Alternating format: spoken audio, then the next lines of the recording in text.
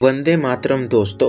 आज का हमारा टॉपिक है कर्ण और कृष्ण के संवाद पर। आखिर कृष्ण क्यों कर्ण को अपने पक्ष बुलाना चाहते थे, और ये सारा वृत्तांत हमने बोरी क्रिटिकल एडिशन से लिया हुआ है। और आप हर एक महाभारत की बुक गीता प्रेस केएमजी या अन्य किसी महाभारत में भी इस सारे वृत्तांत को पढ़ सकते हो। चलो अब हम बुक को स्टार्ट करते हैं।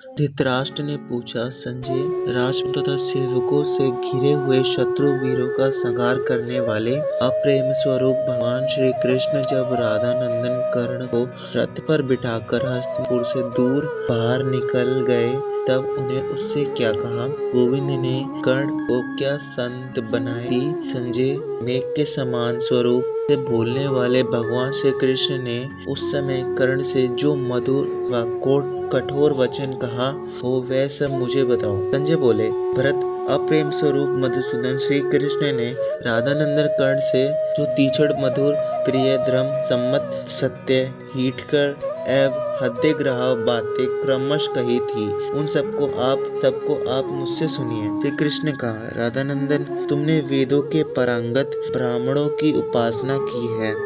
तत्व ज्ञान के लिए स्वयं नियम से रहकर दोपदृष्टि का परित्याग करके उन्होंने ब्राह्मणों से अपनी शंकाएं पूछी है।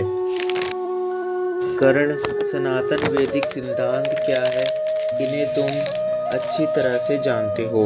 धर्मशास्त्रों के सूक्ष्म विषयों के भी तुम बहुत बड़े विद्वान हो। कर्ण, कन्या के गर्भ से जो पुत्र उत्पन्न होता है उनको दो भेदों बताए जाते हैं, कानिन और सहोड़। जो विवाह से पहले उत्पन्न होता है वह कानिन होता है, और जो विवाह से पहले गर्भ में आकर विवाह के बाद उत्पन्न होता है वह सहोड़ कहलाता है। आप सब इन दोनों मतलब को समझ गए होंगे। चलो आगे बढ़ते हैं। वैसे पुत्र की माता का जिसके साथ विवाह होता है, शास्त्र ज्ञान उसी को उसका पिता बताया जाता है। कर्ण, तुम्हारा जन्म भी इसी प्रकार हुआ। कुंती के ही कन्यावस्था में उत्पन्न पुत्र हो, अंत तुम भी धर्मधार पांडु के ही पुत्र हो। इसलिए आओ, धर्मशास्त्रों के निश्चय अनुसार तुम ही राजा बनोगे। पिता के पक्ष में कुंती के सभी पुत्र तुम्हारे सहायक हैं, और मातृ पक्ष में समस्त वृष्टिवंशी तुम्हारे साथ हैं। पुरुषश्रेष्ठ, तुम अपनी इन दोनों पक्षों को जान लो। तात, मेरे साथ यहाँ से चलने पर आज पांडवों तुम्हारे विषय में ये पता चल जाएगा कि तुम कुंती के ही पुत्र हो, और युधिष्ठिर से भी पहले तुम्हारा जन्म हुआ।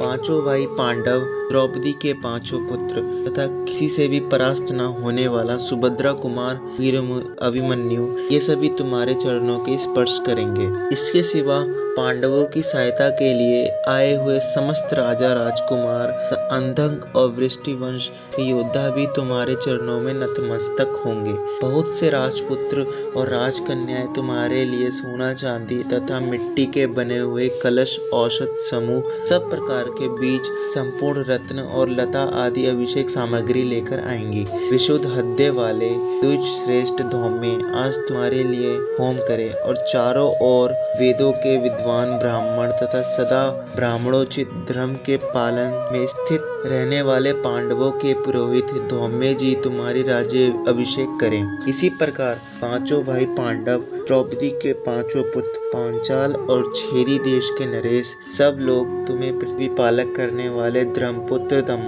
धर्मात्मा कुंती नंदन राजा युधिष्ठिर तुम्हारे युवराज होंगे, जो हाथ में श्वेत चवर लेकर तुम्हारे पीछे रथ पर बैठेंगे, और महाबली कुंती कुमार भीमसेन राज्याभिषेक होने के पश्चात तुम्हारे मस्तक पर महान श्वेत छत्र धारण करेंगे।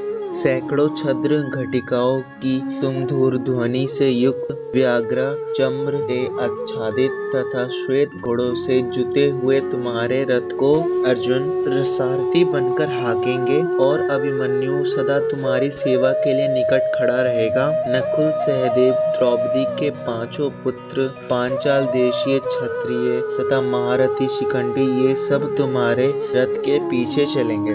मैं तथा समस्त अंधक और वृष्टिवंशी लोग भी तुम्हारा अनुसरण करेंगे। पूजानाथ, दर्शा तथा द्राहण कुल के समस्त क्षत्रिय तुम्हारे परिवार हो जाएंगे। महाभाव, तुम अपने भाई पांडवों के साथ राज्य भोगो, जप होम नाना प्रकार के मांडलिक कर्मों से सलग्रह रहो। द्रविड़, कुंतन, आंध्र, तालचर, चुचुप तथा बेडुपी देश के लोग तुम्हारे अग्रगामी सेवक होंगे। सूत, मगध और वंदीजन नाना प्रकार की स्तुतियां द्वारा तुम्हारा यशोगान करे। पांडव लोग महाराज वसुसेन कर्ण की विजय प्राप्त घोषित कर दे। कुंती कुमार, नक्षत्रों से घिरे हुए चंद्रमा की भांति तुम अपने अन्य भाइयों से घिरे रहकर राज्य का पालन और कुंती को आनंदित करो। तुम्हारे मित्र प्रसन्न हो और शत्रुओं के मन में व्यथा हो। कर्ण, आज से अपने पांडव भाइयों के साथ तुम्हारा एक अच्छे बंधु